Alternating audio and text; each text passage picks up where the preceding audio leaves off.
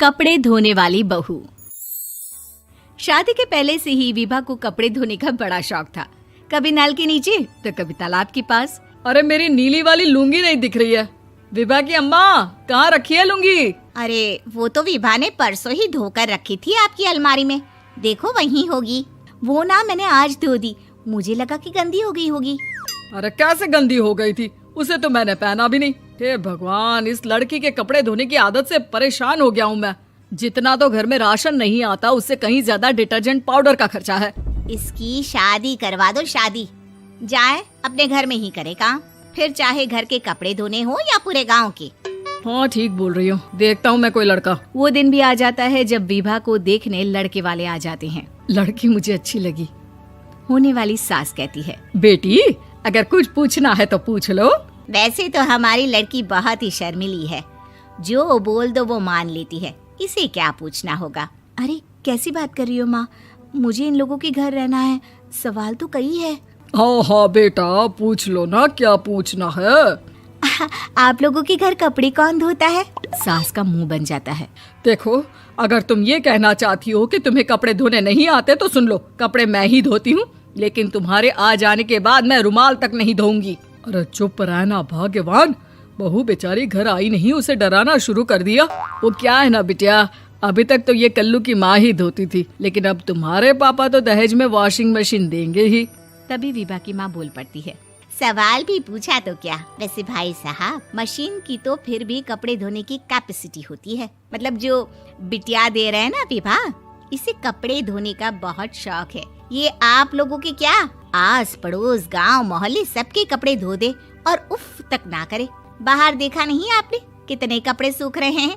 सब हमारी बिटिया ने ही तो धोए हैं। बस भी करो ना माँ, शर्म आ रही इतनी तारीफ सुनकर।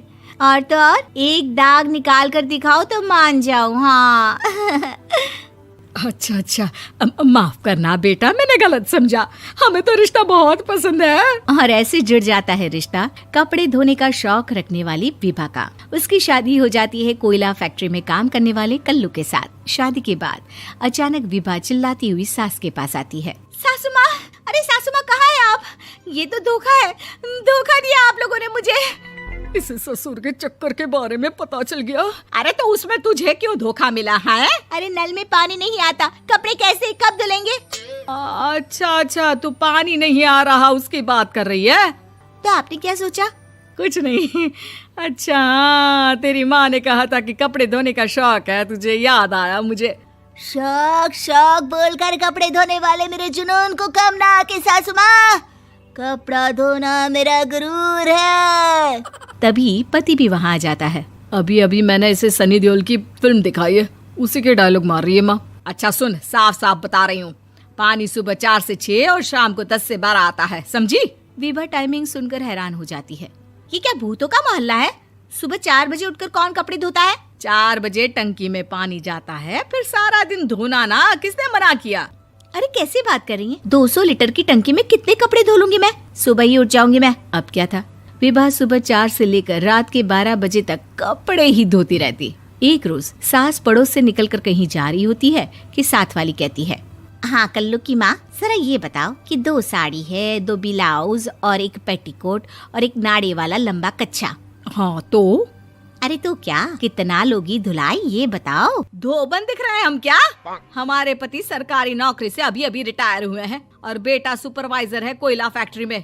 धोबन समझ रखा है हमें?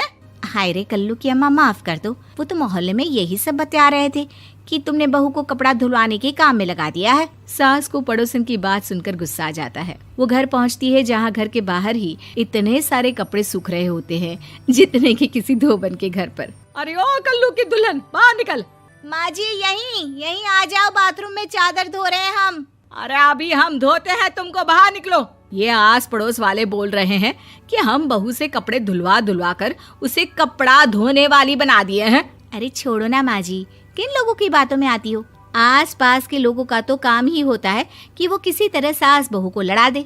बहू सारे घर के कपड़े धोती है, ये क्या कम है? बोलिए।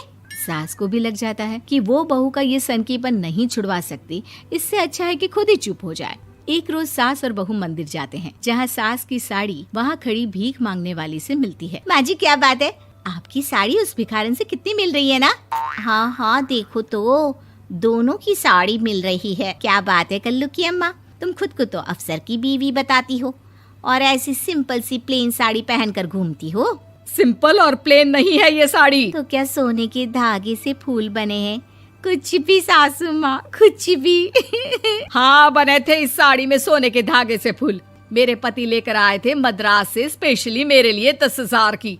ताहे भाई साहब इस भिखारन के लिए भी सेम टू सेम साड़ी लेकर आए होंगे 10,000 की।